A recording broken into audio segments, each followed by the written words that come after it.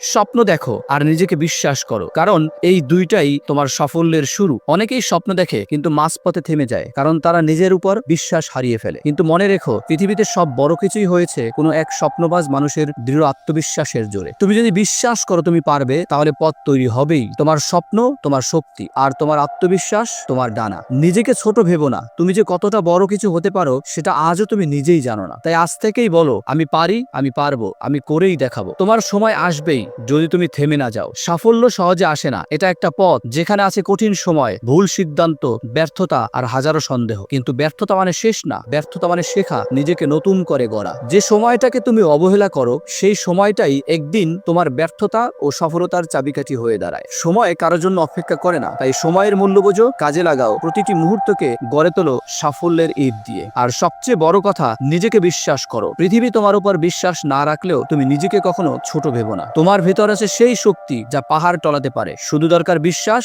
আর থেমে না যাওয়ার মানসিকতা। তাই আজ একটা প্রতিজ্ঞা করো, ব্যর্থতা এলেও আমি শিখবো, সময়কে কাজে লাগাবো, নিজেকে বিশ্বাস করব, আর সাফল্য পর্যন্ত থামবো না।